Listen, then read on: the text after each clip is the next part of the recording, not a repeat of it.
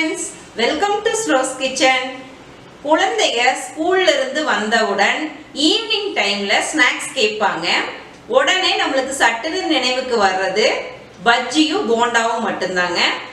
இன்னைக்கு நம்ம அந்த மாதிரி செய்யாம வித்தியாசமான சுவையில ஹெல்த்தியான சுண்டல் மசாலா எப்படி செய்யறதுன்னு பார்க்கலாங்க.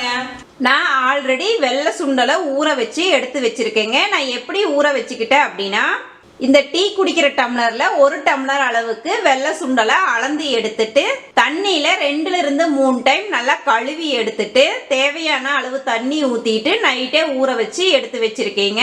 நீங்க சப்போஸ் காலையில ஊற வைக்கிறதா இருந்தா தண்ணியில நல்லா கழுவிட்டு தேவையான அளவு தண்ணி ஊத்திட்டு 8 மணி நேரம் ஊற வச்சு எடுத்து வச்சுக்கோங்க. அடுத்ததா நம்ம குக்கர்ல வேக வச்சு எடுத்துக்க போறோங்க. அதுக்கு ஒரு குக்கரை எடுத்துட்டு நம்ம ஆல்ரெடி ஊற வச்சிருந்தோம் இல்லைங்களா வெள்ளை சுண்டலை, அதை தண்ணியை வடிச்சிட்டு நம்ம சேர்த்திக்கலாம். தண்ணி டீ குடிக்கிற டம்ளர்ல 3 டம்ளர் அளவுக்கு சேர்த்தி இருக்கிறேங்க. மஞ்சத்தூள் 1/4 ஸ்பூன், கொஞ்சமா கல்லுப்பு சேர்த்திக்கலாம். நல்லா கலக்கி விட்டுக்கலாம். குக்கரை மூடி போட்டு அடுப்பை ஹை ஃப்ளேம்ல வச்சுட்டு 4 to 5 விசில் வர வரையிலும் வேக வச்சு எடுத்துக்கலாம்.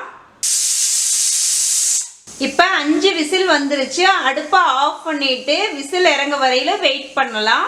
விசில் இறங்கிட்டு இருக்கிற டைம்ல நம்ம ஒரு விழுது அரைச்சி எடுத்துக்க போறோங்க. அதுக்கு மிக்ஸி ஜாரை எடுத்துட்டு கட் பண்ணி வச்சிருக்க வெங்காயம் 4, அடுத்ததா கட் பண்ணி வச்சிருக்க தக்காளி 4, பூண்டு 4 பல்லு தோலை நீக்கிட்டு சேர்த்திக்கோங்க.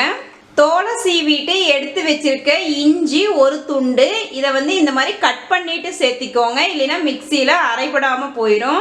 இப்ப இந்த எல்லா பொருட்களையும் நைஸா பேஸ்டா அரைச்சி எடுத்துட்டு வந்துடலாம். தண்ணி எதுவும் சேர்க்க தேவையில்லை. இப்ப நம்ம அரைச்சி எடுத்த விழுத ஒரு ஓரமா வச்சிடலாம். இப்ப விசில் ஃபுல்லா இறங்கிருச்சு. ஓபன் பண்ணி பார்க்கலாம். பாருங்க, நல்லா வெந்துருச்சு. இப்ப இதை எடுத்து ஒரு ஓரமா வச்சிடலாம். அடுப்புல கடாயை வச்சுட்டு எண்ணெய் சேர்த்திக்கலாம். எண்ணெய் நல்லா காஞ்சதுக்கு அப்புறம் சோம்பு 1/4 ஸ்பூன், சோம்பு நல்லா பொரிஞ்சு வந்ததுக்கு அப்புறம் பொடியாக கட் பண்ணி வச்சிருக்க வெங்காயம் 1, ஒரு கொத்து கருவேப்பிலை. வெங்காயம் சீக்கிரமா வதங்குறதுக்காக கொஞ்சமா பொடி உப்பு சேர்த்திக்கலாம். நல்லா மிக்ஸ் பண்ணி விட்டுறலாம். இப்ப வெங்காயம் நல்லா வதங்கிருச்சு. இந்த ஸ்டேஜ்ல நம்ம ஆல்ரெடி அரைச்சு வச்சிருந்தோம் இல்லைங்களா, அந்த பேஸ்ட்டை சேர்த்திடலாம். மஞ்சத்தூள் 1/4 ஸ்பூன், மிளகாய் தூள் 1 ஸ்பூன், உங்களுக்கு காரத்துக்கு தகுந்த மாதிரி சேர்த்திக்கோங்க. கரம் மசாலா 1/4 ஸ்பூன். அடுப்பை சிம்ல வச்சுட்டு நல்லா மிக்ஸ் பண்ணி விட்டுறலாம். நம்ம ஆல்ரெடி குக்கர்ல சுண்டலை வேக வைக்கும் போது தண்ணி சேர்த்திருந்தோம் இல்லைங்களா, அந்த தண்ணியை சேர்த்திடலாம். வேக வச்ச தண்ணீரை நீங்க வேஸ்ட் பண்ணிட வேண்டாம். திருப்பியும் நல்லா கலக்கி விட்டுறலாம். மூடி போட்டு அடுப்பை மீடியம் ஃப்ளேம்ல வச்சுட்டு நல்லா திக்கா வர வரையில வெயிட் பண்ணலாம்.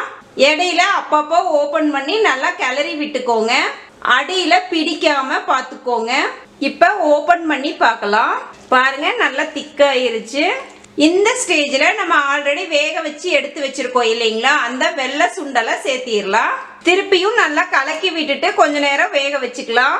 தேவையான அளவு உப்பு சேர்த்திட்டு நல்லா மிக்ஸ் பண்ணி விட்டுக்கலாம். நம்ம ஆல்ரெடி வெள்ளை சுண்டலை வேக வைக்கும் போது உப்பு சேர்த்தி இருக்கோம், அதனால பார்த்து சேர்த்திக்கோங்க. உப்பு காரம் எல்லாமே உங்களுக்கு தகுந்த மாதிரி சேர்த்திக்கோங்க. பாருங்க, நல்லா மிக்ஸ் ஆயிருச்சு. இந்த மாதிரி குழந்தைகளுக்கு செஞ்சு கொடுத்தீங்கன்னா வேண்டான்னு சொல்லவே மாட்டாங்க. கடைசியா அடுப்பை ஆஃப் பண்ணிட்டு பொடியாக கட் பண்ணி வச்சிருக்க கொத்தமல்லி இலைய தூவி விட்டுக்கலாம். அவ்வளவுதாங்க, ஹெல்த்தியான ஈவினிங் ஸ்நாக்ஸ் ரெடி பண்ணியாச்சுங்க. நீங்களும் இந்த ரெசிபியை உங்க வீட்டு கிச்சன்ல ஒரு வாட்டி ட்ரை பண்ணி பாருங்க ஃப்ரெண்ட்ஸ். எப்படி வந்துச்சுன்னு மறக்காம கமெண்ட்ஸ் பண்ணுங்க. நெக்ஸ்ட் வீடியோல உங்களை புதுவித ரெசிபியுடன் மீட் பண்றேங்க. Bye bye friends.